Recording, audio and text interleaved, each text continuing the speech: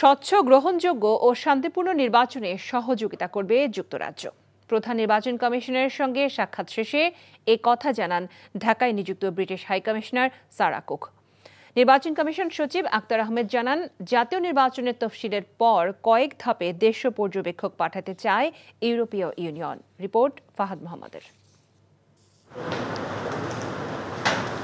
ফেব্রুয়ারিতে ত্রয়োদশ সংসদ নির্বাচনের লক্ষ্যে ব্যস্ত সময় পার করছে নির্বাচন কমিশন। সকালে নির্বাচন ভবনে প্রধান নির্বাচন কমিশনার এএমএম নাসিরউদ্দিনের সাথে বৈঠক করেন ঢাকায় নিযুক্ত ব্রিটিশ হাইকমিশনার সারা কুক। পরে সাংবাদিকদের তিনি বলেন, আগামী বছরে নির্বাচনের ঘোষণাকে স্বাগত জানায় যুক্তরাজ্য। পাশাপাশি নির্বাচন সুষ্ঠু ও অবাধ করতে সব ধরনের সহযোগিতা দিতে প্রস্তুত তার দেশ। The UK welcomes the announcement made by the Chief Advisor a few months ago of national elections in Bangladesh.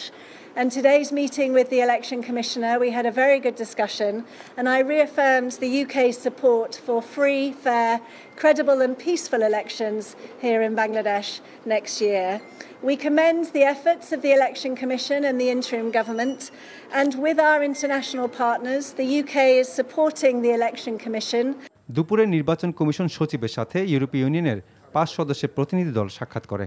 বৈঠক শেষে ইসি সচিব জানান, নির্বাচনে পর্যবেক্ষক দল পাঠাবে ইউরোপীয় ইউনিয়ন। ওনারা আমাদেরকে মূলত কয়েকটা জিনিসের ব্যাপারে ক্লারিফিকেশন চেয়েছেন।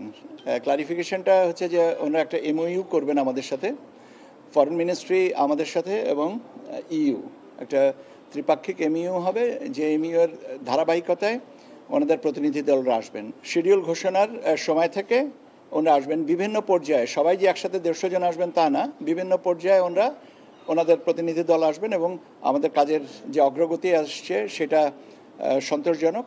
সচিব আরও জানান, ভোট গণনার সময় পর্যবেক্ষকরা ভোট কেন্দ্রে থাকতে পারবেন কিনা তা জানতে চেয়েছেন প্রতিনিধি দল। Fahad Mohammad, NTV news, Dhaka. Bundle থাকলে প্রতি সেনমানিতে টাকা বাঁচবে। বিকাশ সেনমানি বান্ডেল কিনে জিতুন প্রতি লেনদেনে।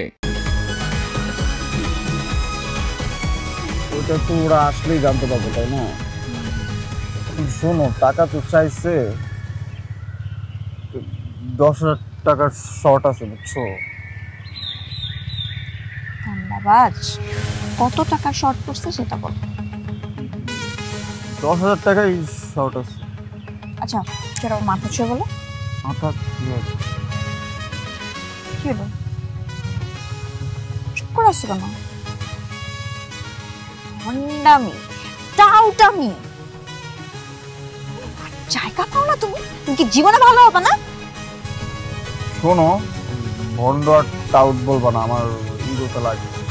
তুমি ওইটাই ঠিক আছে, ভণ্ডামি টাউটামি মানুষ করে, কিন্তু গার্লফ্রেন্ডের সাথেও কোনো কথা। দেখো মিমি, আমি আগের থেকে অনেক লক্ষ্য হয়ে গেছি, ভালো হয়ে গেছি। পুরোপুরি হইতে পারি নাই, অর্ধেক ভালো তো 50% ভালো হয়ে গেছে। আগে যদি হইতো আমি তোমার থেকে 20,000 টাকা চাইতাম। চুপ।